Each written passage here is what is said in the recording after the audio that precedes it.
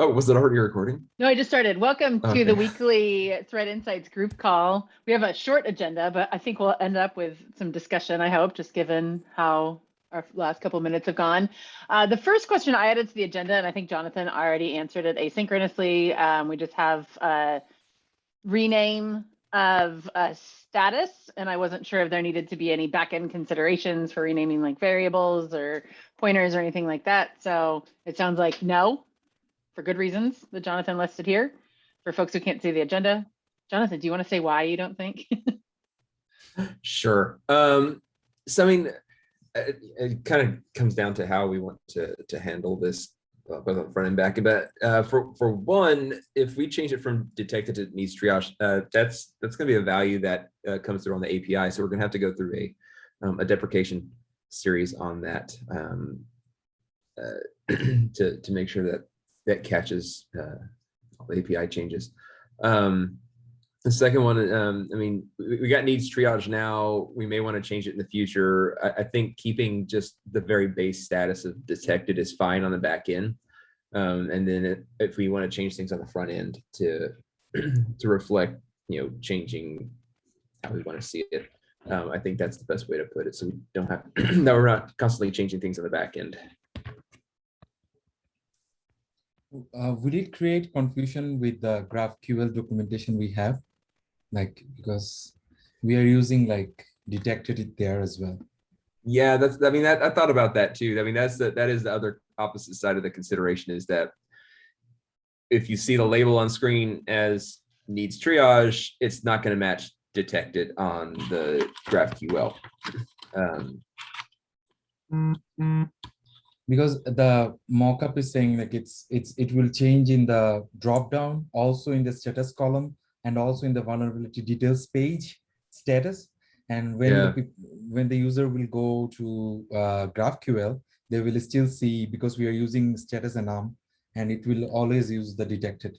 And even in the mutation, we are saying, oh, the default value should be detected. There is a documentation, so it can. I didn't even. I meant to go back and look at the documentation on that one.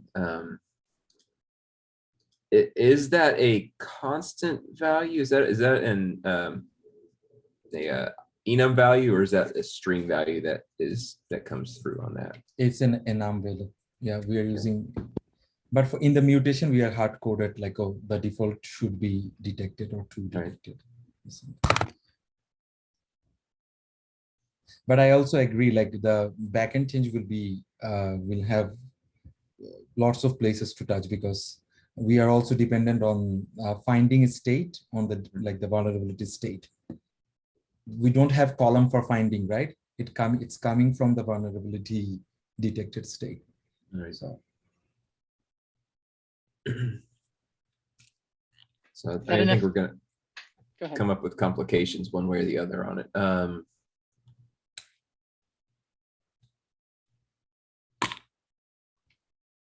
I mean, we could approach this iteratively and just have some wonky documentation for the time being so that we can get the change out. Thanks, Tiago, for sharing the documentation link in chat.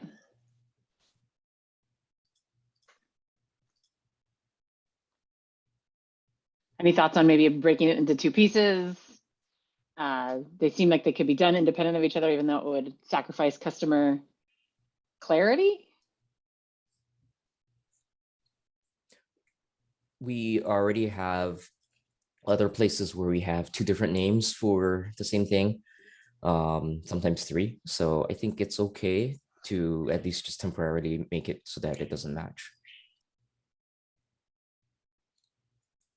Well, I mean, just because we have other places where it renames doesn't mean that we should add to that either. That's true. Because I feel like that's been one of those things that we've trying to get away from. It's the whole deprecation strategy that gets real tricky to like switch over the names. I'm almost wondering if we should just keep it as detected on the back end. And then just like what Lindsay said, add a note about it, at least until we can figure out, because it seems like every few months we have something that changes. Like the last one we did was renaming scanner to tool. but everything on the back end is still it's still using scanner, even though the front end shows tool. And so, like, would it be better if we waited until these changes were more stable and that we know that this is like the naming that we want to go forward with before we do the backend changes, or should we just do it now and then worry about, you know, any additional changes in the future? I'm with you, Daniel. I agree. I agree. Which one? I gave two options. Yes, The backend remains same. Backend remains same. That's because we have more upcoming changes there, and I think once we, as you say, we're stable, we want to go in the back end. All right, now let's clean up. And to be honest, if he gets us in the habit of doing a little bit better with the GraphQL documentation, I think it'll be a good silver lining to this as well. Because look at this, right? It says vulnerability state, and then value, confirm, description. Oh, confirmed. Oh, really? I couldn't tell it from reading the value. It's just like all the documentation is like that. So I think it'll be a really good thing for us to start being a bit more verbose, a bit more give a bit more context to the things that are in the API, and it might educate us to how these things are being used and you know what the directions we need to go. That's my 2 cents. So based on this, it sounds like we need some breakdown work on this. We'd like to have 2 separate issues, a front end, back end issue, which we can refine and prioritize separately. We have this one artifact that I linked to here, which, I mean, I kind of want to just call dibs on as a front end issue. Whichever, I mean, whoever wants to either turn this into a back end issue and then someone from the front end team can create the front end issue, or vice versa, however we want to handle that. Does that sound like the agreement though? I go a step further, Lindsay. Sorry, Subhash, as you go. I thought we are changing front end for the first iteration. Then I was thinking we have an issue for open closed states and incorporating all the states. We can take care of like backend part of that issue, maybe. I don't know. Sorry, do you already have an issue that exists around the open states is what you're talking about? The link Thiago posted, there is a like extend vulnerability status model to incorporate the sub values under open and closed. Under point 2 II. Why am I looking at the wrong thing too? All the considerations or questions. Okay. Oh, down in Sorry. the next topic. Sorry. No. Sorry for I was it's my hyper-focused bad. in this one area. Is Okay, that- so what you're saying, if I understand correctly, is that this could get grouped in with that work. Yeah, because we need to go through, as per my understanding, we need to go through the status as part of that issue anyway. So Yeah, if we were to, like, I like Lindsay's idea of starting to keep track of the discrepancies. And what I was going to say in terms of going a step further is just create an epic so we can start putting all these things around backend inconsistencies. And if it turns out we close a bunch of those for whatever reason, that's great. But if we're on a point where we go, hey, we got some time, we want to make things a little bit clear and make them it's stable. We want to go and change these things in the backend. At least they're all collected there. It would take a bit of commitment from the team and a bit of effort to remember. Oh yeah, here's another thing, and always keep adding that. So if the team doesn't think it's worth that trouble, the overhead, then we'll deal with it later. It just means somebody will have to go do like a spike to, okay, let's now find out where all the places where we've got discrepancies. Can I throw another option out there for this? Yes, please. Rather than using needs triage, maybe identified. Oh, if you're going to go back to the Oh, discussion you on want what the me- label is, Jonathan, you got the wrong audience for that. It was funny because I think when this first came up, it was either this one or the next one. It was Daniel or someone was like, oh yeah, that's easy. I'll just do that right now. I was like, no, it stemmed this giant, and you can see it in this issue, like huge dialogue around what this should be and the workflows around it. And it's not something you want to get. But if you want to reach out to Matt and give him your input on that, All right. You definitely do, So- right? It's just Definitely a should. discussion with Andy Yeah. and Matt. Yeah. sorry, so, I don't mean to and- react and- that it's a bad and- idea in any way. And the impetus of that suggestion is just because needs triage feels more like a workflow state than a straight up vulnerability. Like it's more of a workflowy thing than a. I think that's the idea, and that's why I posted that second thing there, with the follow up, because we so Andy did this awesome work which I've been wanting to see for a while, which is just a chart with okay, here's all our states and here's how you should use them. Here are the possible transitions, and maybe I should just share it so at least people watching this, the two people watching this will know what we're talking about. Oh, speaking of two people watching this, Brian always watches it. Can somebody take thank you, Lindsay. So this is what he did, and I think it's great. It's clear, it shows where you can go. But we are here, right, on the left-hand side on detective versus Nitriage. So my question there was, is this issue separate from this follow-up work? As in, we're putting Nitriage on that page, but we're still going to have both at some point? Or are we jumping the gun a little bit and just completely removing detected? And I'm I don't know the confused answer. because detected and needs triage are two different states. Yeah, and I think this issue stemmed out of the other discussion too, Tiago. So I think we might need clarification from Andy. Yeah, well, just to say what my suggestion here was that we shouldn't have a different workflow between findings and vulnerabilities. And findings meaning things on a no default entries on a non-default branch, and vulnerabilities entries on the default branch, because it's not a very common use case, but there are companies that manage their vulnerabilities in non-default branches. And if we introduce a lifecycle state different between these two things, now we break that use case model. We make it harder for these users. And I know that we're getting into the weeds more here, but I gotta agree that I don't think that we can have two separate namings for vulnerabilities and findings. I think that's gonna make things entirely too complex, especially since we're trying to work towards them kind of being the same. Or at least I know we were at some point. I don't know where that stands right now, but we still got something out of this, right?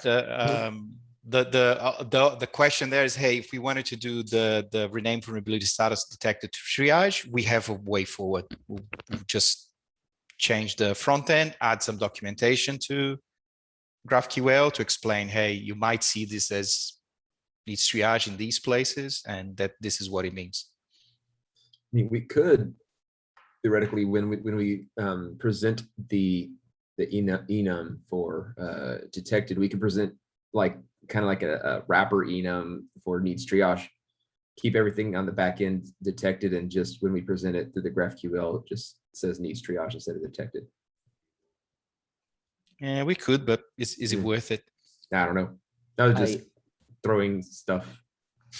I do like that idea from just a pure front-end perspective, but I do wonder if that will break anybody who's using the GraphQL endpoints workflow, because if they're expecting the word detected, then that might screw things up.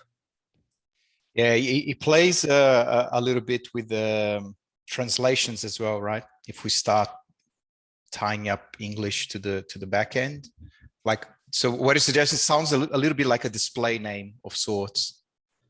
Because and there won't be like a deprecation period for this either, right? Because it's just a change.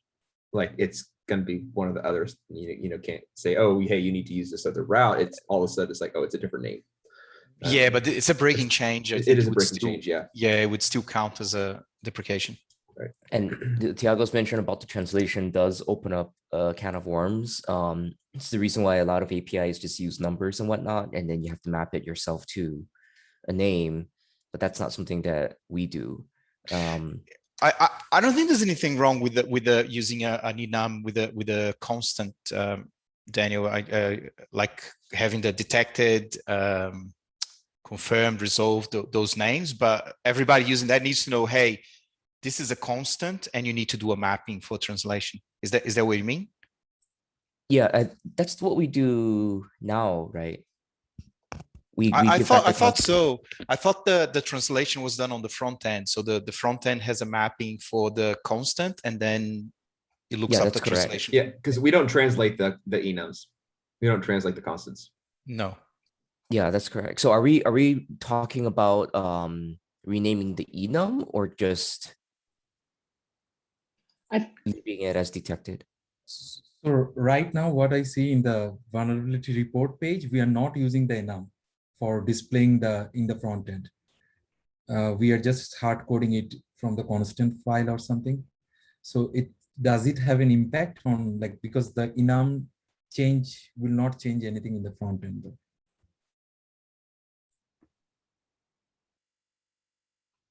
I still think the simplest thing that works is leave the backend alone,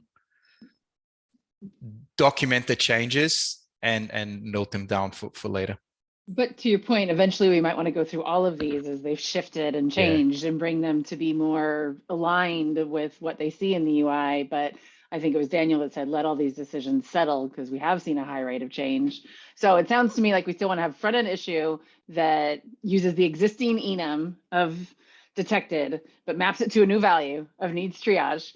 And then somehow, whether we create a new issue or if you want to include it in the scope of this other one, track the need to do that cleanup on the back end to align these in the future. Is that correct? And the caveat would be with the front end one, we have to be very clear about this in the documentation.